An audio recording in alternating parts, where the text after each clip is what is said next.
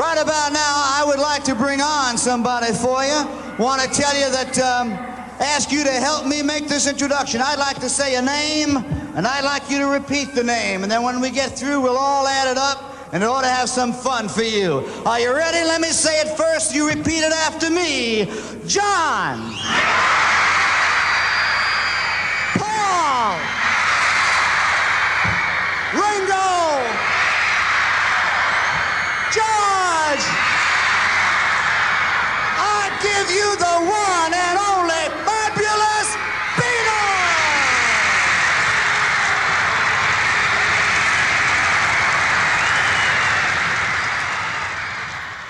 And how you doing, everybody? This is your pal and fellow Beatlemaniac, Steve Ludwig, welcoming you to another edition of the Beatles Hour with Steve Ludwig.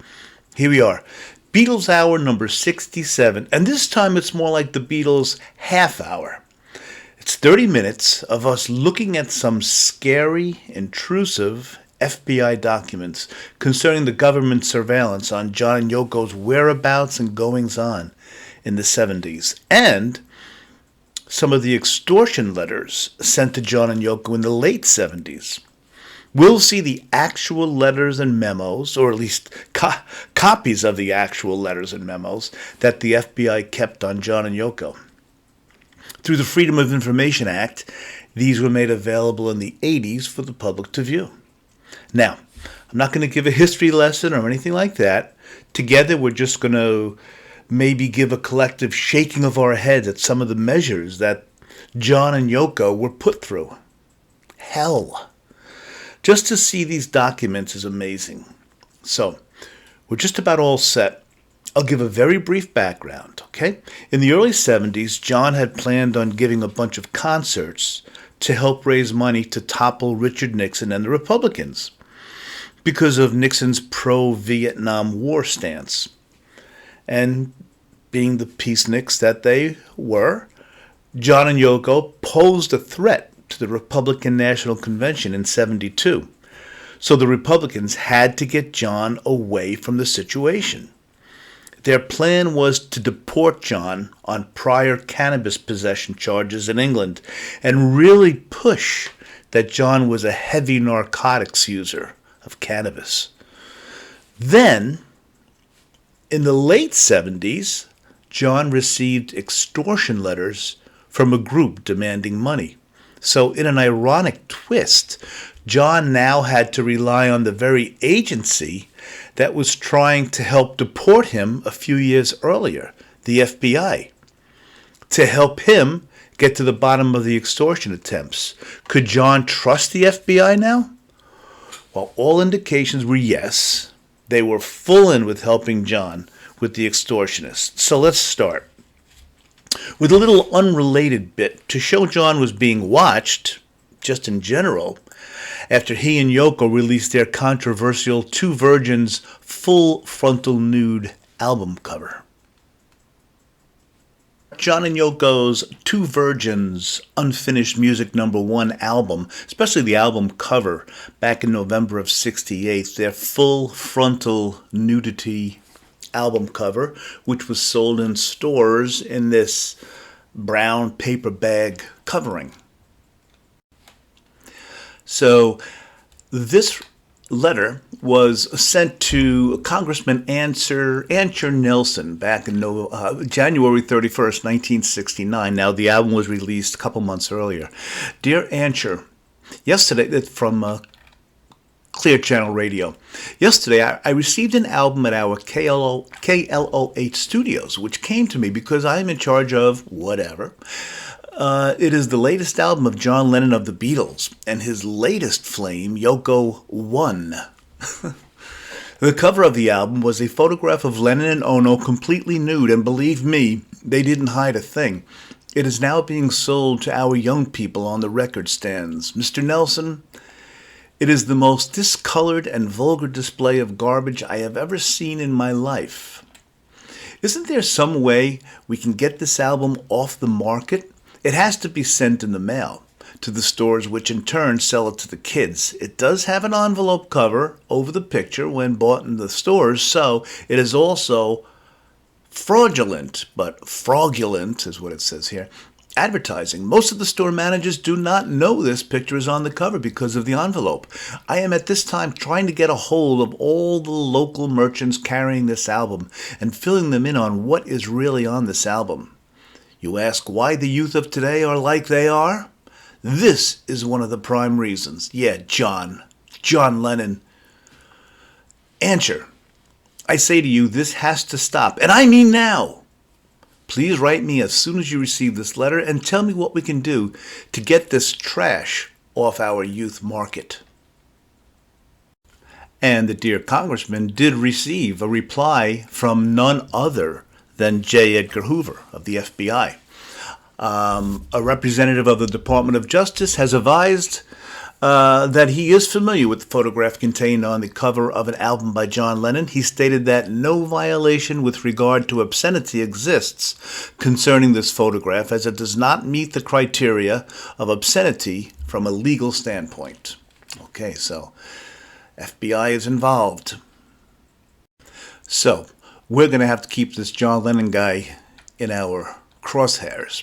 Okay, now from the director of the FBI, April 23, 1970.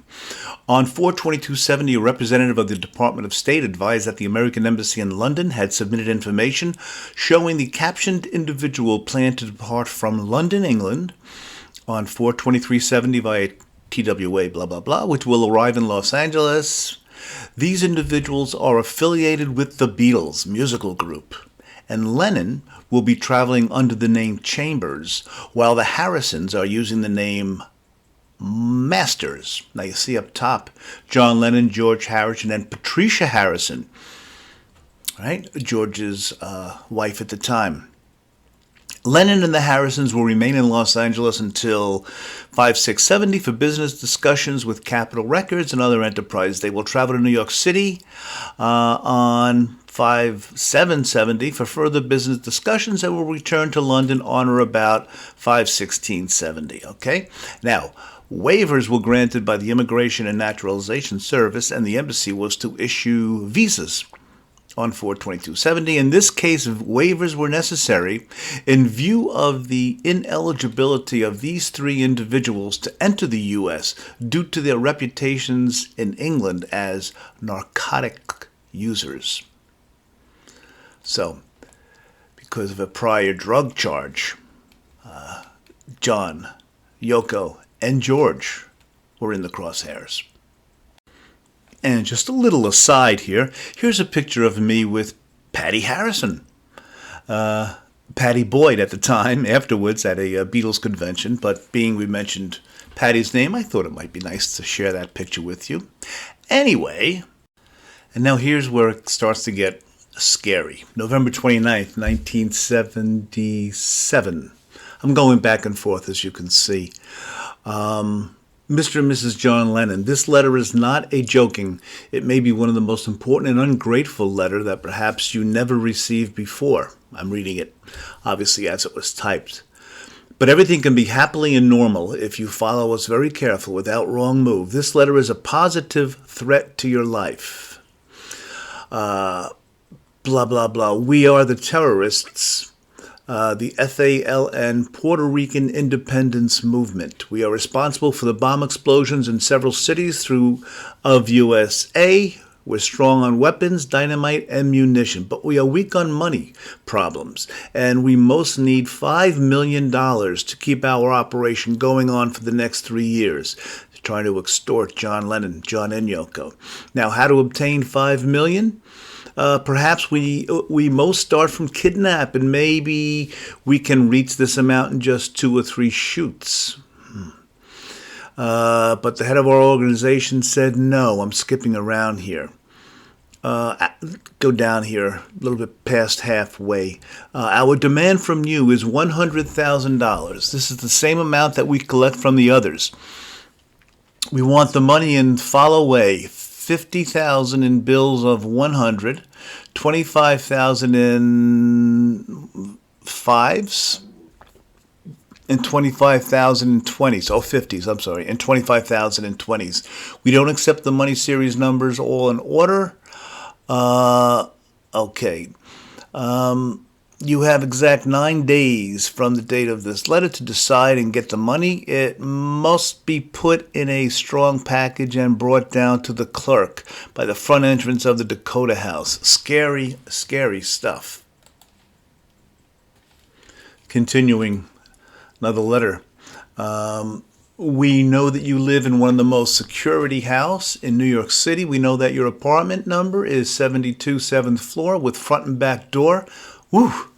Your apartment is faced Central Park in South Corner. We have seen blank many times out with blank. I can imagine who they're talking about. You know, maybe John, Yoko, and Sean. Anyway, you know that money can buy almost everything. Blah, blah, blah. Okay, let's go down the bottom. All this meaning is just for you to take this case very seriously and think twice before you do any mistakes. Your problem is to be rich. If you was a poor man, it never happens to you. We know that you are a very nice person and we don't want nothing happen to you or your family. We just want the money without problems and then you can be free for 100 years ahead.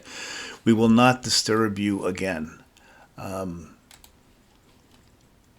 And one of the envelopes sent to the Dakotas, to the Dakota building, and so now John needs the help of the FBI. He has to get the FBI involved. Another letter envelope, and I remember John saying in interviews, you know, people saying I'm paranoid and that my phones are tapped, but it's just all in my mind. Ooh, the things he went through. So with the envelopes, the FBI hoped to draw some fingerprints. Okay, now it says the 2 latent fingerprints on Q1 have been identified as finger impressions of John Lennon, who was named for elimination purposes. So in other words, they had to know which fingerprints were John's so they wouldn't include those when they're trying to figure out whose other fingerprints are on the envelopes. And these are John's fingerprints when he applied for residency in the U.S. So, of course, the FBI had his fingerprints on file to match up with those on the envelope. So here's a sample of John's fingerprints and some other sample fingerprints in the FBI files. Here's one of the spookiest letters dated February 3rd, 1978 that John received with the extortion from the Extortionists, the TFPRIM. Dear John, we're very proud of you. Your magnificent English quality deserve all our respect. You're strong with a lot of courage. People like you, we love them. At last you show you are not chickening. You are just right, baby, to take it in hard way. Now here's the line that freaked me out. But in the meantime, we think you should call down to the basement and tell the policeman to go home, okay? In other words, John, we know what's going on. We know who's around. We know where the police are. Do what we say. So these extortionist letters being, of course, having been sent to the FBI, here's a memo from, or to rather, the director of the FBI. There have been no contacts by unknown subject, the extortionist, either by letter or telephone since the letter of 3/21/78. The Lennon family went to Japan for summer months and are not expected to return to the U.S. until September 1978. I'm sure John let the FBI know his whereabouts. Contact being maintained with their secretary in New York City and the manager of the Dakota. Blah, blah, blah. No contact had with unknown subject. Bureau will be kept advised of any new developments in this matter. I'm sure some of you have seen the great book of photos when John and Yoko and Sean visited Japan. Just think of what was going through their minds, you know, while they were there, too, trying to enjoy themselves on vacation. Oof. And here's a document telling us how John has been in touch with the FBI. On May 1st, John Lennon advised that they have had no contact with the unknown subjects, either by letter or telephone. On October 4th, His family returned to the United States, and on December 15th, John Lennon advised that no contact has been made by the unknown subjects with him since their last letter. Something else John had received in the mail from these unknown subjects, from the Extortionists, was a map of the Dakota building, showing John, we know our way around there. So, going non-chronologically, here's something about when John was involved with the peace movement, and planning concerts with the Democratic National Convention back in '72. Let's see, last paragraph there. Blank stated that there would be no organized effort to disrupt the Democratic National Convention scheduled for Miami, Florida. Let's see, by this group, as the Democrats are currently destroying themselves and will need no assistance from anyone to disrupt their own convention. That's pretty funny. Now here's an example of the FBI's involvement here too, under the note here. John Lennon, former member of the Beatles singing group, is allegedly in the U.S. to assist in organizing disruption of the Republican National Convention. Due to narcotics conviction in England, he is being deported along with his wife, Yoko Ono. They appeared at Immigration Naturalization Service, New York, blah, blah, blah, for deportation proceedings, but one delay until April of '72 because subject is fighting narcotics convictions and the wife fighting custody child case in the U.S. Strong possibility looms that the subject will not be deported anytime soon and will probably be in the U.S. at least until the RNC. Let's see, down below, he'll soon initiate a series of rock concerts, in quotes there, to develop financial support, with first concert to be held in Ann Arbor, Michigan in the near future. And as they continue to keep an eye, the FBI does, on John, up top, John Winston Lennon, security matter, the new left. Okay. John Winston Lennon is a British citizen and former member of the Beatles singing group. Down below, last paragraph. A second confidential source who has furnished reliable information in the past advised that Lennon continues to be a heavy user of narcotics. On April 21st, 1972, a third confidential source is in a position to furnish reliable information advised that there was no information available indicating that, and well, that's all we have for that one. Okay. But check out all the stamps and everything too. Stamping and crossing out. And here's a memo to the acting member of the FBI. Let's see. Miami should note that Lennon is reportedly a heavy user of narcotics, known as downers. This information should be emphasized to local law enforcement agencies covering, I'm not sure what that stands for, with regards to subject being arrested, if at all possible, on possession of narcotics charge. Don't let this man disrupt the election. Local Immigration and Naturalization Service has very loose case in New York for deporting subject on narcotics charge involving 1968 arrest in England. INS has stressed to the Bureau that if Lennon were to be arrested in the U.S. for possession of narcotics, he would become more likely to be immediately deportable. Get him out of this country. That was what they were hoping for.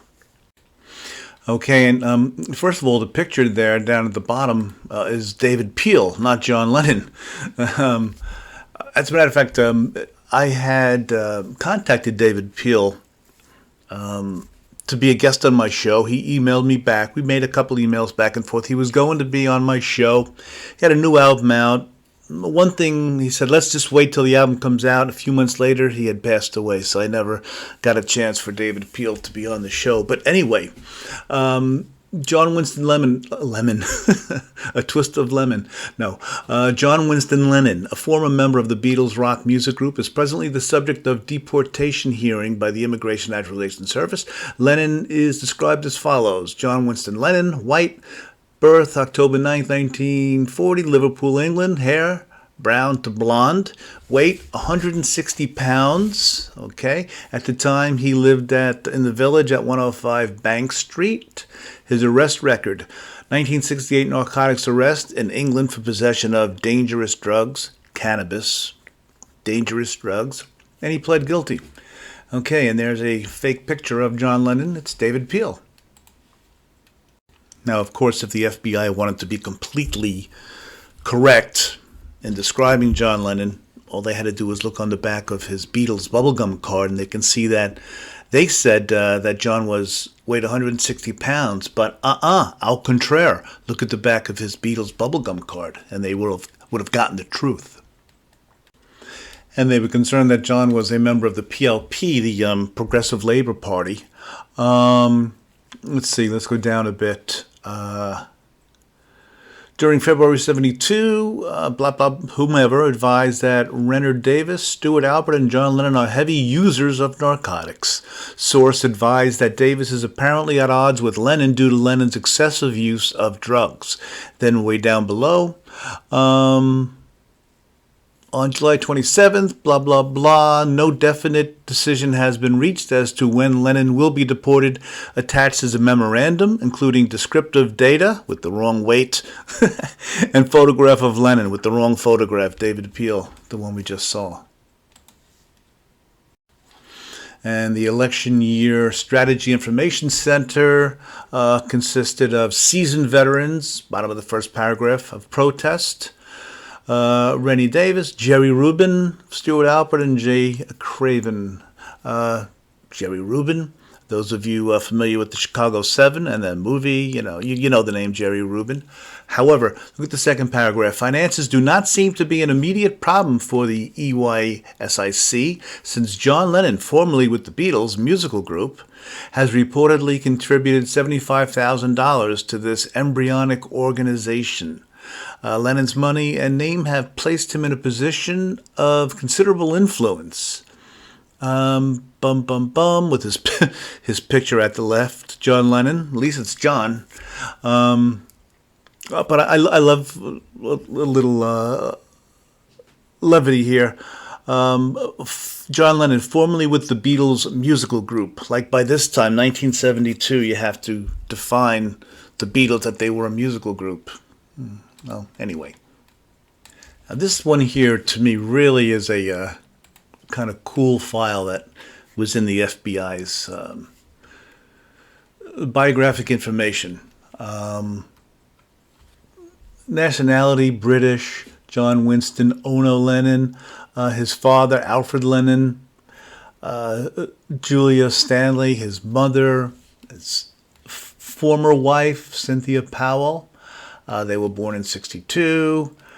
His prior residences, well, now he lived at the time, the Dakota, 1 West 72nd Street, lived at 105 Bank Street, St. Regis Hotel in New York, and Tittenhurst in London. We know Tittenhurst.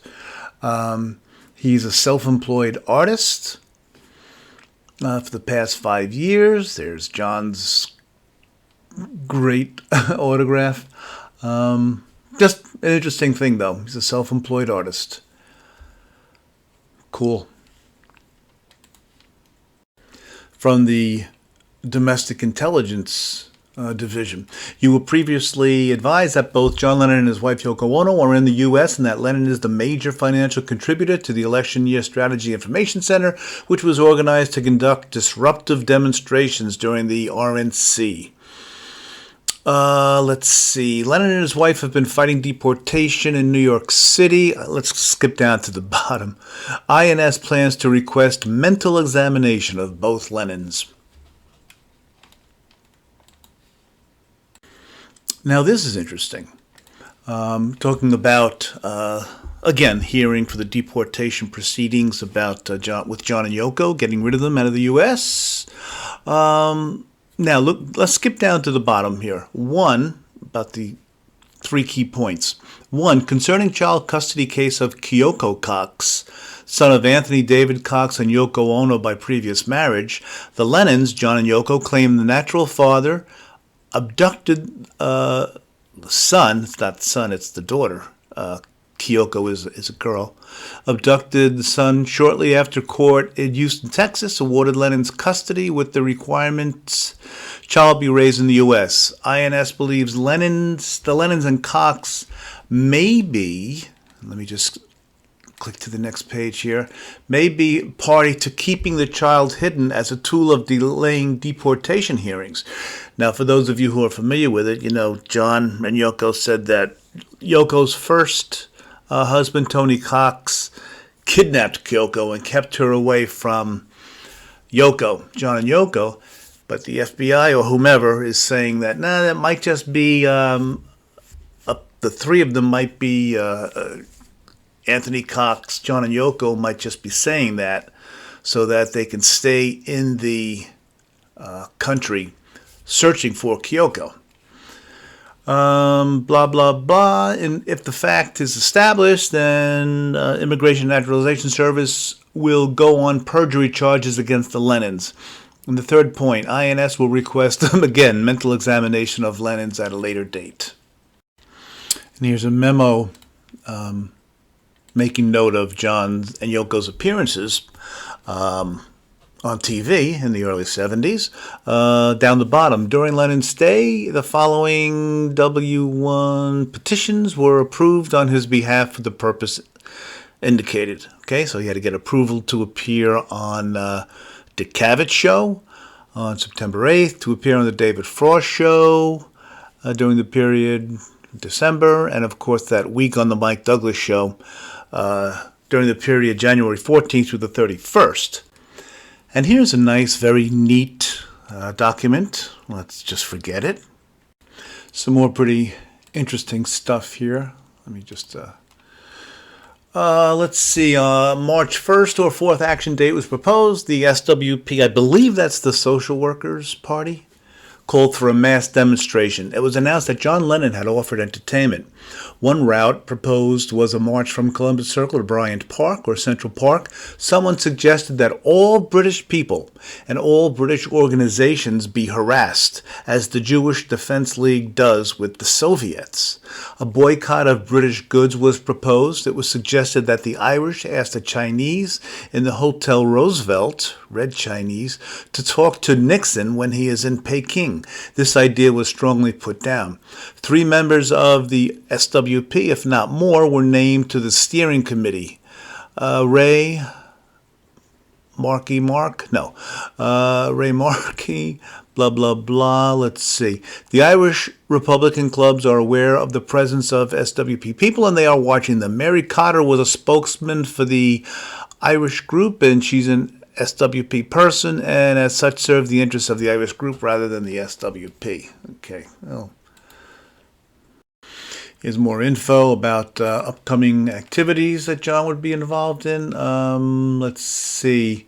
Blah, blah, blah, that many former leaders of the PCPJ and Yippies have been discredited in the eyes of rank and file activists of these organizations, as they feel that former leaders such as Jerry Rubin have become self-made superstars and are only interested in obtaining fame and publicity for themselves rather than in the past stated goals of Yippies and other related groups. Blah, blah, blah. Okay. Third paragraph down. A series of rock concerts, again in quotes, featuring big-name established stars in the musical field as headliners and backed up with lesser-known individuals and groups will be put on throughout the country.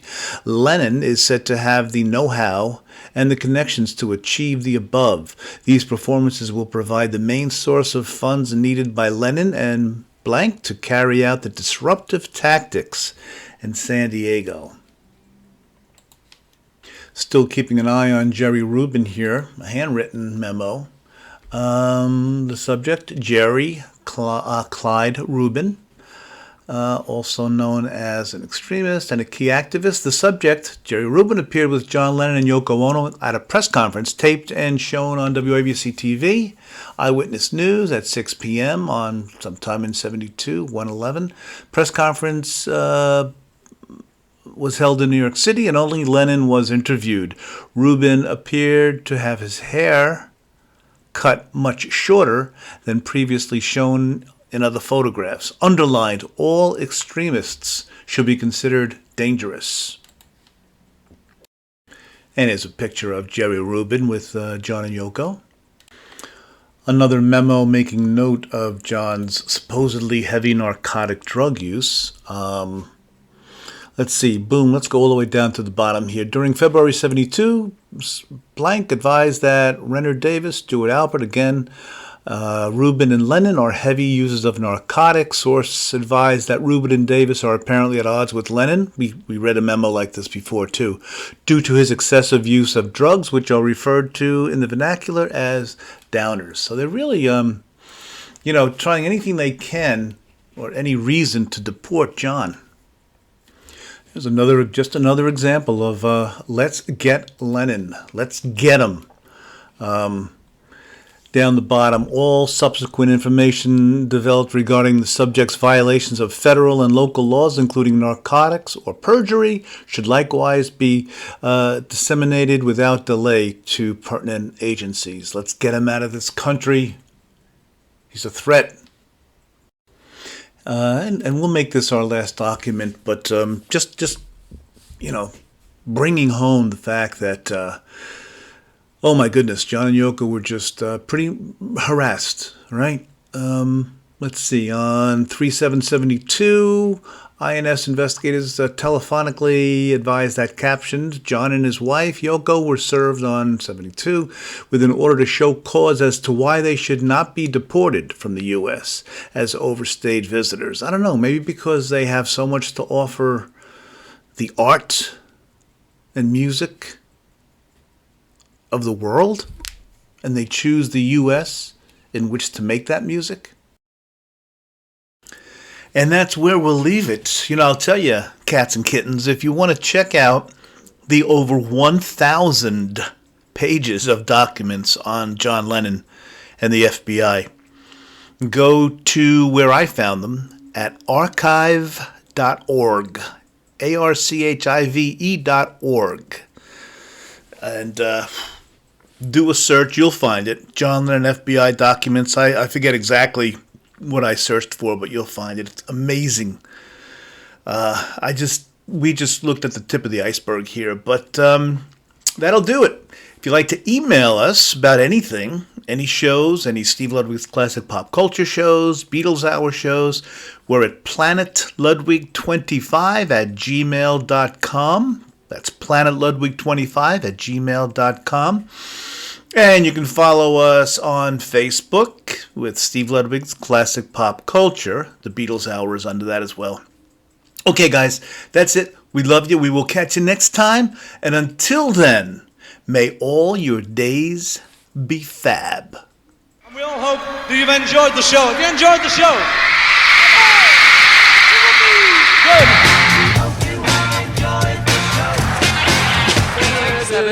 Okay, put the red lights off. This is Johnny Rhythm just saying good night to you all and God bless you. All right, well, that's got it done then. What are we going to do now? Has he turned it off? I think he has. Have you turned it off, lad? Hey, Basher. And they're still the same. Turned it off, Basher.